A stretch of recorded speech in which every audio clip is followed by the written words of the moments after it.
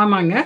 7 வருஷத்துக்கு முன்னாடி திடீர்னு ஒரு கால வேளையில ஒரு நியூஸ் கண்டபடி வருது. என்னன்னா, ஒரு தாய் 27, 32க்குள்ள வயசுல உள்ள ஒரு தாய் தன் குழந்தைகள், பிஞ்சு பிஞ்சு குழந்தைகள் 5 வயசு, ஒன்று வந்து 3 வயசு. இன்னைக்கு அந்த குழந்தைகள் வந்து 10, 12 வயசுன்னு அழகாக பெருசாக இருந்திருக்கும். வணக்கம் மக்கள் சக்தி நேயர்களே. மக்கள் சக்தி நேராக ஆக போகிறதுக்கு சப்ஸ்கிரைப் பண்ணுறவங்களுக்கும் வணக்கம். இந்த வீடியோவை பார்த்துட்டு லைக் பண்ணுங்கள், கண்ணியமாக கமெண்ட் பண்ணுங்கள், ஷேர் பண்ணுங்கள். முக்கியமாக சப்ஸ்கிரைப் பண்ணாதவங்க சப்ஸ்கிரைப் பண்ணுவாங்க. இதில் நான் என்ன சொல்ல போகிறேன் இந்த வீடியோவில்னா, நீங்கள் தெய்வத்து பேரெல்லாம் எடுத்து பாருங்கள். இந்து மதத்தில் உள்ளவங்க தெய்வத்து பேரெல்லாம், அந்த ஜோடிகள் பேரெல்லாம் எடுத்து பாருங்கள். நம்ம சேர்றவங்களும் நம்ம கணவர் மனைவியும் அதே பேரில் தான் சில பேர்லாம் அமையும். அது ஜோடி பொருத்தம் நல்ல பொருத்தமாக அமையும். அது கணவன் மனைவிக்கு. ஓகேயா? ஆனால் இப்போ இங்கே 2 கொலைகாரர்கள் ஒரே பேர் அந்த தெய்வம் பேர்லேயே அமைஞ்சிருக்காங்க. ரொம்ப கஷ்டமாக இருக்குது. நான் சொல்ல போகிற விஷயத்தை பின்னாடிலாம் பாருங்கள். அபிராமி மீனாட்சி சுந்தரம். மீனாட்சி சுந்தரங்கிறது சிவன் பேர், அபிராமிங்கிறது அம்பாள் பேர். லட்சுமி பார்வதி அவங்க அந்த அம்பாள் பேர். அபிராமி மீனாட்சி சுந்தரம் அப்படின்னு பேருங்க. பேர் வந்து இந்த பேர் தான் பொருத்தமே வழிய, ஆனால் இவர்கள் வந்து கள்ளக்காதலர்கள். இவர்கள் கள்ளக்காதலர்கள், கொடுமையானவர்கள், குழந்தையை கொன்றவர்கள் காம இச்சைக்காக. இதை பற்றி தெரியாதவங்க பாருங்கள். வீடியோவில் நான் சொல்கிறேன். மக்கள் சக்தி சேனலை பார்த்தீங்கன்னா உங்களுக்கு கொஞ்சம் ஒரு அளவு ஞானம் கிடைக்கும். மற்ற கன்றாவி வீடியோவெல்லாம் பார்க்குறதுக்கு மக்கள் சக்தி சேனல் தான் அருமையான சேனல். வாங்க வீடியோவுக்கு போவோம்.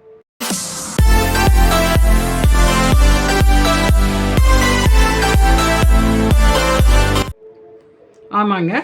7 வருஷத்துக்கு முன்னாடி திடீர்னு ஒரு கால வேளையில் ஒரு நியூஸ் கண்டபடி வருது. என்னன்னா, ஒரு தாய் 27, 32க்குள்ள வயசில் உள்ள ஒரு தாய் தன் குழந்தைகள், பிஞ்சு பிஞ்சு குழந்தைகள் 5 வயசு, ஒன்று வந்து 3 வயசு. இன்றைக்கி அந்த குழந்தைகள் வந்து 10, 12 வயசுன்னு அழகாக பெருசாக இருந்திருக்கும். இது நடந்தது 7 வருஷத்துக்கு முன்னாடி. இப்போ 2024, 7 வருஷம்னா 2017. அந்த டயத்தில் காலவேளையில் பயங்கரமான ஒரு நியூஸ் வருது. ஒரு தாய் குன்றத்தூர்கிட்ட, சென்னையில் குன்றத்தூர்கிட்ட இருக்கிறதுல ஒரு தாய் தன் 2 குழந்தைகளையும் விஷம் வைத்து கொன்று விட்டாள். கணவருக்கும் அதே விஷத்தை கொடுத்துருக்கா. ஆனால் கணவருக்கு வந்து அது அந்த விஷம் சரிபட போலையோ என்னவோ அவர் சாகவில்லை, அந்த குழந்தைகள் செத்து விட்டாங்க. இதனால அந்த குடும்பத்தில் ஏன் அந்த ஒரு மனைவி, ஒரு தாய் அப்படி பண்ணுறா? கொலையும் செய்வாள் பத்தினின்னு இருக்கு, கொலை செய்வாள் தாயின்னு எங்கேயுமே நம்ம சரித்திரத்தில் படித்ததில்லை. ஆனால் இந்த தரித்திரம் வந்து என்ன பண்ணியிருக்குனாக்க, தன்னுடைய இச்சையை தீர்த்து கொள்ள திருமணத்திற்கு தாண்டி உறவாம். இதை வந்து கள்ள உறவுன்னு சொல்லக்கூடாதான். இந்த ஒருத்தர் நான் சொல்ல விரும்பலை. அவர் சொல்கிறார் திருமணத்தை தாண்டி உறவுன்னு. அவங்க மனைவி துணைவின்னு வச்சுட்டாங்களே, அது மாதிரி உள்ளவங்க சொல்கிறது திருமணத்தை தாண்டி உறவுன்னு. கள்ள உறவை வச்சுட்ட அந்த பெண்மணி பெயர் அபிராமி. யாரோட கள்ள உறவு வச்சுருந்தாங்கன்னா, பிரியாணி கடை வச்சுருக்கிறவனோட, அங்கே வேலை செய்கிறவனோட, அவன் பேர் மீனாட்சி சுந்தரம். எனக்கு மீனாட்சி சுந்தரம்னு இப்போ தான் தெரிய வருது. அது அப்போ கொடுமையாக நான் வேறு யாரோன்னு நினச்சினேன், வேறு மதத்தவர்னு நினச்சினேன். பார்த்தா இவர்கள் இருவரும் பிளான் பண்ணி ஓடுறதுக்காக, இந்த குழந்தைகள் தனக்கு பிரச்சனையாக இருக்குன்னு இந்த தாய் கருதி, அவனோட உடலுறவு கொள்வதற்கு இந்த குழந்தை பிரச்சனையாக இருக்குன்னு இந்த தாய் கருதி குழந்தைகள், புருஷன் எல்லாருக்கும் விஷம் கொடுத்து சப்ஜாடாக முடித்தாங்க. அதில் புருஷன் தப்பிச்சுட்டார். இந்த கொடுமைக்கு 7 வருஷம் கழித்து தான் இப்போ வந்து நல்லவேளை அதுக்குள்ளே வந்து நீதி கிடைக்கிறதுக்குள்ளே இன்னும் ஆளை 7 வருஷம் கழித்து தான் இப்போ என்ன நீதிபதி திட்டி நீலாம் ஒரு தாயான்னு சொல்லி திட்டி ஒரு நீதி கொடுத்துருக்கார். என்னன்னா, ஆயில் ஃபுல்லாக யார் இந்த அபிராமியும் மீனாட்சி சுந்தரமும் ஆயில் ஃபுல்லாக ஜெயிலில் இருக்கணும், 14 வருஷம்னு எக்ஸ்டெண்ட் பண்ணி ஆயில் ஃபுல்லாக உள்ளே இருக்கணும் அப்படின்னு. இதுங்க உள்ள இனி இந்த மீனாட்சி சுந்தரம் இருக்கானே இந்த பையன் இப்போ ஜெயிலில் வந்து இந்த ஆண் ஜெயிலில் இருக்கான், இந்த நல்ல அபிராமி பெண்கள் ஜெயிலில் இருக்கா. இந்த மீனாட்சி சுந்தர ஜெயிலில் இருந்துட்டு இருக்கிறப்ப நம்ம அவர் யூடியூபர் அவர் கிஷோர் அவரை பற்றி உங்களுக்கு தெரியும். அவரும் வந்து 7 மாதம் ஜெயிலில் இருந்தாராம்.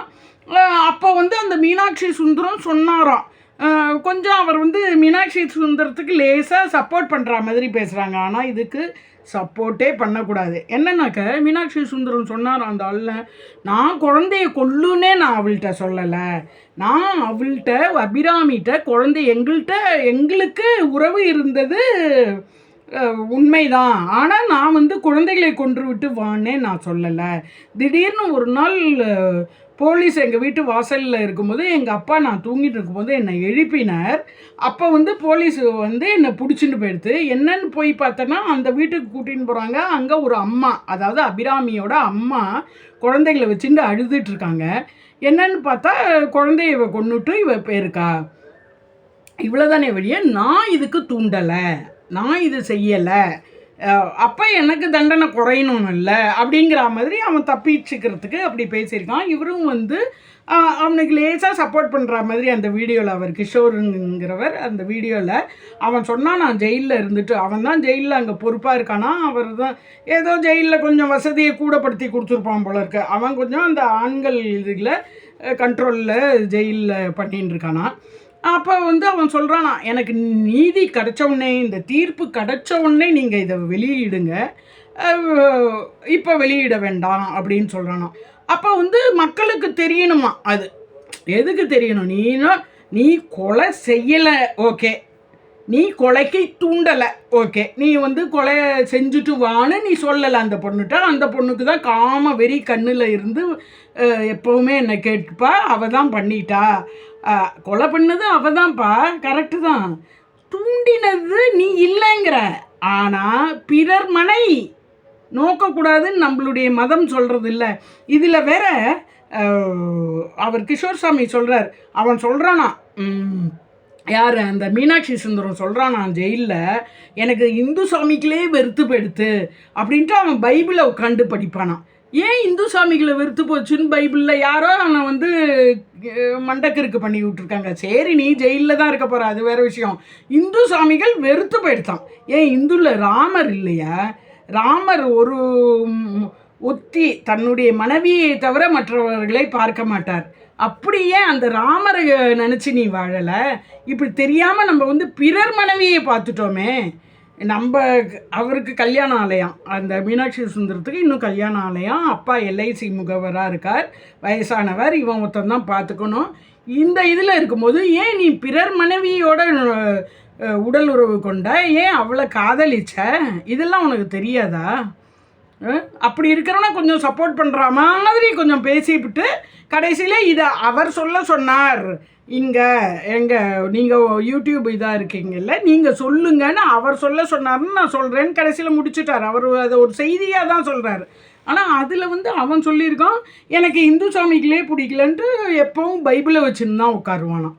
சரி, பைபிள் நல்லது தான், ஆனால் இந்து சாமிகளே பிடிக்கலங்காத, நீ தப்பு பண்ணியிருக்க, இதில் மறுபடியும் சாமியை பிடிக்காதான்னு கொண்டு போகக்கூடாது. அதனால அவன் பண்ணின தப்பு என்ன, இன்னொருத்தர் மனைவியை காதலித்தது தப்பு, உடலுறவு கொண்டது தப்பு, இன்னும் 2 குழந்தையின் தாயை நீ காதலித்தது தப்பு, உடலுறவு கொண்டது தப்பு. அப்போ மயக்க வார்த்தைகள்லாம் பேசி அவளையும் நீ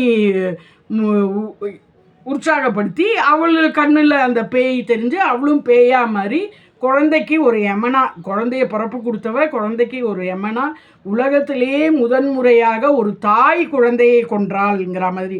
சில தாய்கள்லாம் என்ன பண்ணுவா, தானே குழந்தைகள் எடுத்துன்னு போய் கிணத்துல விழுந்துருவாங்க. கணவர் சரியில்லை, மாமியார் சரியில்லை, மாமனார் சரியில்லை, இல்லை அது ஏதோ ஒரு கஷ்டத்தில் தானே போய் அந்த குழந்தைய வச்சுட்டு தானே விழுவாங்க. அதுவும் கொடுமை. குழந்தைய விட்டுட்டு நீ போகிறதும் கொடுமை, குழந்தைய கொல்றதும் கொடுமை. அதுவும் குழந்தைய எதுக்காக கொண்டு இருக்க? காம வெறிக்காக. அந்த கணவனுக்கும் கேவலமாச்சு. அவங்க அந்த அபிராமியோட அம்மா அப்பா அவ்வளவு கஷ்டப்படுறாங்க. அபிராமியோட தம்பி அவங்க வீட்டில் அவன் ஒரு பொண்ணை லவ் பண்ணி கல்யாணம் பண்ணலான்னு நிச்சயதார்த்தம் வரைக்கும் வரும்போது 1000 பேரை போய் கேட்டு பண்ணுவாங்கல்ல, அது மாதிரி கேட்கும்போது இவள் அக்கா குழந்தைகளை கொண்டு இப்போ ஜெயிலில் இருக்கான்னு தெரிய வந்து நிச்சயதார்த்தம் நிறுத்தப்படுத்துறதுனால தன்னுடைய காதலியை கல்யாணம் பண்ணிக்க முடியலேன்னு இவ தம்பி தன் அக்கா செய்த தவறினால் தான் தூக்கு போட்டுனான். இதெல்லாம் வந்து விதியா சதியா இல்லை அவர்கள் முட்டாள்தனமாக எதுவும் தெரியாது. இதை பற்றி நான் கமெண்ட் பண்ண விரும்பலை. ஆனால் தவறு அடுத்த நோக்குவது, அடுத்தவருடைய மனைவியையோ அடுத்த கணவனை தவிர வேறு ஆணுங்களையோ நோக்குவது தவறு. அது விளையாட்டாக கூட சில லூசுங்க விளையாட்டாக கூட சொல்லும், ஐயோ உனக்கு பதிலாக நான் அவனை கல்யாணம் பண்ணிட்டு இருக்கலாமே, இவனை கல்யாணம் பண்ணிட்டு இருக்கலாமேன்னு சின்ன பசங்க ஆக்ட்ரஸை பார்த்தோம், அடுத்தவங்க இன்னொரு கிரிக்கெட் வீரனை பார்த்தோம். இவங்களெல்லாம் முன்னாடியே கன்றாவியெல்லாம் சொல்ல விருப்பப்படல. கல்யாணம் ஆனவங்களே நிறைய பேர் நான் முன்னாடி நினச்சிருந்தா அவனை தான் கல்யாணம் பண்ணியிருப்பேன். இவங்களையே கல்யாணம் பண்ணின்றதே பெரிய விஷயம். இவங்க வந்து முன்னாடி நினச்சிருந்தாங்கன்னா தோனியை கல்யாணம் பண்ணிட்டு இருப்பாங்களாம், கிரிக்கெட் வீரரை கல்யாணம் பண்ணிட்டு இருப்பாங்களாம், நடிகை த்ரிஷாவை கல்யாணம் பண்ணிட்டு இருப்பாங்களாம். ஆம்பளைங்க நடிகையாக போட வேண்டியது. இந்த மாதிரி எண்ணங்கள் இப்படி போடுறதுனால தான் இந்த பிரியாணி மீனாட்சி சுந்தரத்துக்கு அபிராமியை இப்படி போய் மாட்டி விட்டு இப்படி ரெண்டும் இப்போ கம்பியை நின்று என்ன நல்ல என்ன கேட்டால் ஜெயிலில் ஆயில் ஃபுல்லும் இருக்கிறதுனால அதுங்களுக்கு ஒரு வேலை கிடைச்சா மாதிரியும் அதுங்களுக்கு ஒரு சோறு கிடைச்சா மாதிரியும் என்ன வெளியில் வர முடியாது, அவ்வளோதானே வழியா. இப்போல்லாம் ஜெயிலில் கொஞ்சம் நல்ல ஃபெசிலிட்டிஸும் கொண்டு வந்துட்டாங்களாம், டிவி இல்லாமல் இருக்கான். அதுங்க தண்டனைன்னு நம்ம நினச்சா அது தண்டனை, அது வந்து சந்தோஷம்னு நினச்சா உள்ளேயும் அதுங்க சந்தோஷமாக இருக்கும். அதுங்க எப்படி வேணாலும் இருந்துட்டு போட்டோம். அதுங்களுக்கு தண்டனைன்ட்டு 14 வருஷமாக அடிக்கின்னு போய் அபிராமிக்கு ஆயுள் தண்டனை. அதே தண்டனை தான் இந்த மீனாட்சி சுந்தரத்துக்கு. வேணால் இந்த மீனாட்சி சுந்தரத்துக்கு குறைக்கணுமா குறைக்கக்கூடாதா நீங்கள் சொல்லுங்கள் மக்களே. என்னை பொறுத்த வரைக்கும் அவனும் இதில் தூண்டினதுக்காக கொலையை தூண்டுவதற்கு ஒரு பெரிய பழி கொலை செய்தவர்களோட கொடுப்பாங்கல்ல, அவனுக்கு கூட கொடுத்துருக்கணுமா அவனுக்கு குறைச்சி கொடுத்துருந்துருக்கணுமா? இந்த அபிராமிக்கு என்ன கேட்டால் மரண தண்டனை கொடுத்துருந்துருக்கணும். குழந்தைகளை நீ கொன்ன நீனே போ அப்படின்னு மரண தண்டனை கொடுத்துருக்கணும். இதுக்கெல்லாம் பாவ பரிதாப ஹியூமன் ரைட்ஸ் இதெல்லாம் வரக்கூடாது. அபிராமிக்கு அவர்கள் பெற்றவர்கள் அவர்கள் கூட இருந்தவர்கள் யாரும் வர்றது இல்லைன்னு அதில் சொல்லுவாங்க. இந்த அழகில் பேர் கமெண்ட் என்னென்னா, அவள் கோர்ட்டுக்கு வரும்போது கையில் நெயில் பாலிஷ் எடுத்துட்டு வந்தாங்க, அது பண்ணின ஒரு துக்கமே இல்லாத மாதிரி வராங்க. இந்த கமெண்ட்ஸ் எல்லாம் நம்ம விட வேண்டாம். ஏன்னா அந்த மனசுக்குள்ளே எவ்வளவு ஓடுது என்ன கன்றாவிகள் ஓடுதுன்னு நமக்கு தெரியாது. அஃப்கோர்ஸ் என்ன துன்பம் இருந்தாலும் தன் உடலை நன்றாக பார்த்து கொள்ள வேண்டும்னு இருக்காங்களேங்கிற ஒரு சந்தோஷப்பட்டுக்கலாம். அதுக்கெல்லாம் நம்ம கமெண்ட்டு கொடுக்கக்கூடாது. கோர்ட்டில் நெயில் பாலிஷ் போட்டுருந்தாங்க, லிப்ஸ்டிக் போட்டுருக்காங்க ஜெயிலில் இருக்கும்போது அப்படிலாம் எல்லோரும் சொல்கிறாங்க. அது யார் வாங்கி தராங்க, எப்படி அவங்களுக்கு வருது, அதெல்லாம் அடுத்த விஷயம். இனி லைஃப்பை நல்லபடியாக ஓட்டணும், நல்லபடியாக படிக்கணும்னா அட்லீஸ்ட் அந்த பைபிளையாவது படித்து திருந்து மீனாட்சி சுந்தரம், நீ பண்ணினது எவ்வளோ பெரிய தப்புங்கிறத நினச்சி திருந்து, நான் இந்த தப்பு தான் பண்ணேன் அந்த தப்பு தான் பண்ணினேன்னு சொல்லின்னு இருக்காத அப்படின்னு அவருக்கு ஒரு அட்வைஸை நான் கொடுத்துக்கிறேன். அவருக்கு இந்த தண்டனை போதுமா போதாதா, கூட கொடுக்கலாமா குறைச்சி கொடுக்கலாமாங்கிறத மக்களே நீங்கள் சொல்லுங்கள். அபிராமிக்கு மரண தண்டனை தூக்கு தண்டனை கொடுத்துருக்க வேண்டும். அங்கே கேரளாவில் காதலனுக்கு விஷம் கொடுத்தவளுக்கு அந்த தண்டனை கொடுத்துருக்காங்க. ஒரு ஏமன்லேயோ எதுலேயோ நிமிஷாங்கிற நர்ஸு வந்து தப்பு பண்ணினாங்கன்னா அவங்களுக்கு தூக்கு தண்டனைன்னு கொடுத்து அதுக்கு ஏதோ போராடின்னு இருக்காங்க, அவங்கள வெளியில் கொண்டு வர நம்ம கேரளாக்காரங்கன்னு ஏதோ சொல்லின்னு இருக்காங்க.